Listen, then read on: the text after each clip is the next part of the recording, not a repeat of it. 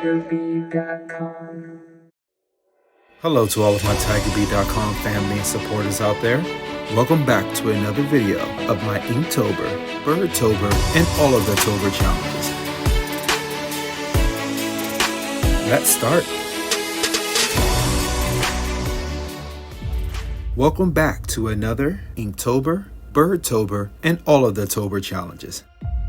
So today's challenge actually starts off with a sketch of a nose cave. Going from that nose cave, I sketch in also the magnificent frigate bird. And then tying in another challenge, which is pumpkin.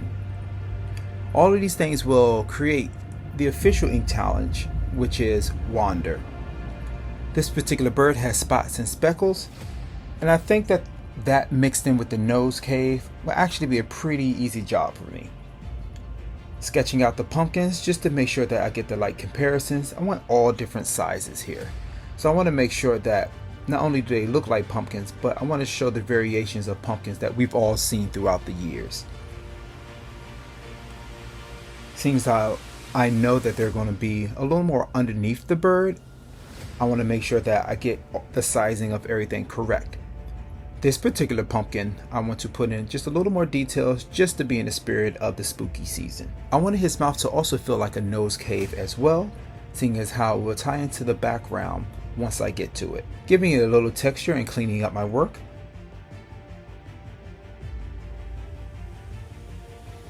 I move on to the bird now. TigerBee.com. I actually had to look up this bird because I've never seen it before or heard of it. Astounded by its visuals, I had to put in more than one sketch of it in.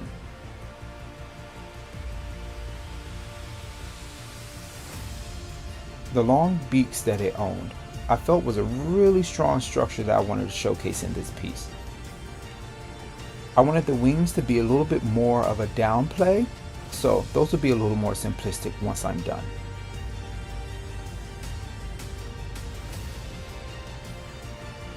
I wanted them to give the feel as if they're kind of looking around, wondering where they are and how they got here. Making a few altercations and adding in hairs just to make sure that the piece that I'm creating gives off the real feel of these particular birds. Outlining the first bird so that way I can separate his details from the next bird once I'm ready to move on to him. Filling in the color and then moving on to the shadows. I'm only going to give his wings slight details. As I said earlier before, they are not the focus of this whole piece for me. TigerBee.com.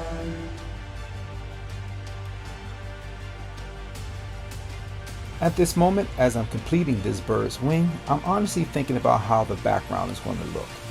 I want to make sure that I give off, once again, a nice spooky feel to this whole thing. If you've ever seen a nose cave, you know the depths of it can be a little intimidating to some. So I want to make sure that these birds have just as much of a dark feel as the cave itself. I feel as though the wings are okay enough for me to move on to the specialty of this bird, which I consider to be its throat or belly. If you see a picture of it, it's a little confusing. Adding in a few spots after the speckle work. The spots on this bird looks more like upside down teardrops to me, so I wanted to make sure I really showcase that, but I add in just a few little dots just to give it a little more character. Cleaning up my work just before I move on. TigerBee.com. Moving on to the beak, I decided to keep this beak a little more simplistic, as I do believe that the belly or throat, I really need to do that research, of this particular bird really is the showcasing of what makes this bird so different. Adjusting and putting in a little work on the second bird, I go back into the first bird now to give his head and little hairs a little more creativity.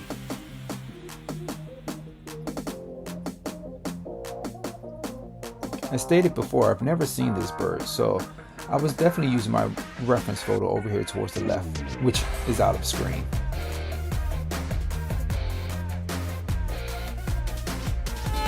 TigerBee.com. Adding in some dark spots between the pumpkins and the bird, just to make sure I push the bird's wings behind the pumpkins. Next, I move on to the nose cave, which obviously will take up the rest of the background. Right here you can see and understand exactly why they call it a nose cave.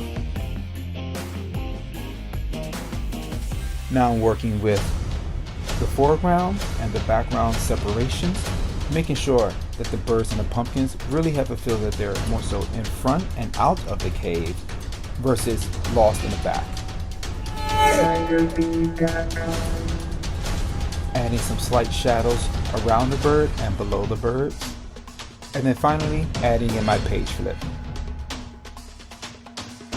And just before I finish, I decided to add a little warning, just making it more spooky and actually playing into the wander theme of it all.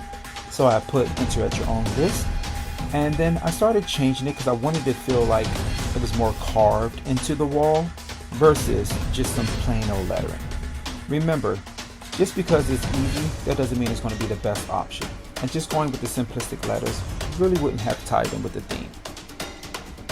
I hope you enjoyed today's video. Be sure to return for the next installment of TigerBee.com. Also, don't forget to follow, subscribe, like, love, and share.